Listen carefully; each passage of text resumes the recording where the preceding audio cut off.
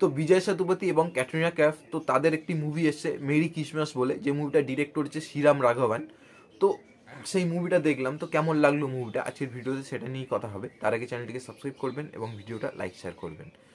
তো শ্রীরাম রাঘবান, তো এই ডিরেক্টরটা অনেকেরই খুব পছন্দের একজন ডিরেক্টর, এবং তার কারণ সে যে লেভেলে মুভি বানায় এবং সেই মুভিগুলোর মধ্যে সাসপেন্স যেভাবে সে ক্রিয়েট করে, তো সেইগুলো মানে আলাদা লেভেলই হয়।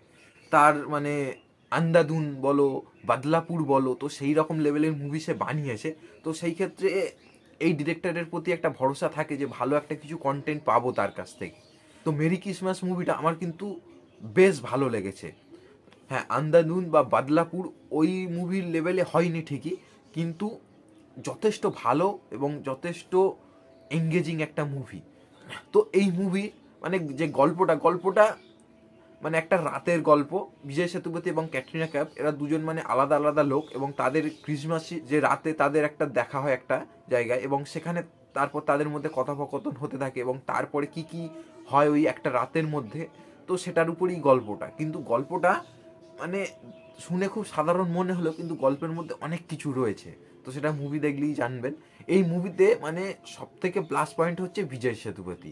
মানে বিজয় সেতুপতি মানে মানে সে যে লেভেলের অভিনেতা, এবং এখানে তাকে মানে পুরোপুরি দেখে মনে হলো ছাড় দেওয়া হয়েছে, এবং সে মানে ফাটিয়ে দিয়েছে এই মুভিতে অভিনয় করে।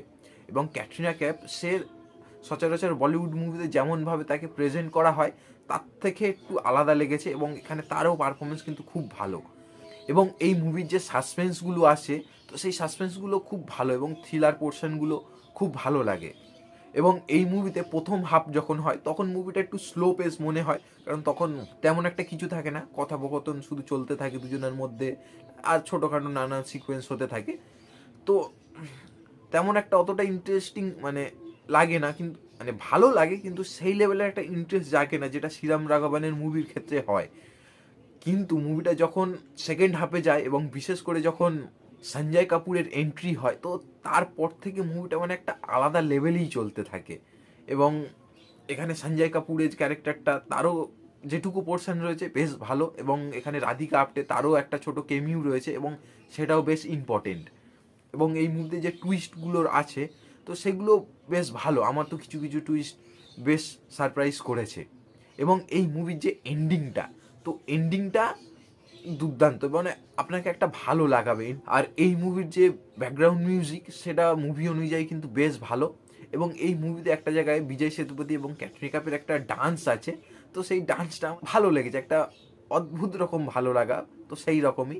এবং এই যে ডান্স সিকোয়েন্সটা মানে একটা ওয়ান টেকে নেওয়া, যেটা কিন্তু আরও এই সিকোয়েন্সটাকে বেশ ভালো লাগায়। তো ওভারঅল শ্রীরাম রাঘবানের এই যে মেরি ক্রিসমাস মুভিটা, তো আন্দাদুন বাতলাপুরের মতো না হলেও বেশ ভালো একটা মুভি, এবং বেশ ভালো এনজয় করবেন, বিশেষ করে সেকেন্ড হাফ। তো এই মুভিটা যারা দেখেননি, তো মুভিটা দেখুন, ভালো লাগবে। এবং যারা মুভিটা দেখেছেন কেমন লেগেছে কমেন্টে জানাবেন, এবং ভিডিওটা লাইক শেয়ার করবেন। ধন্যবাদ।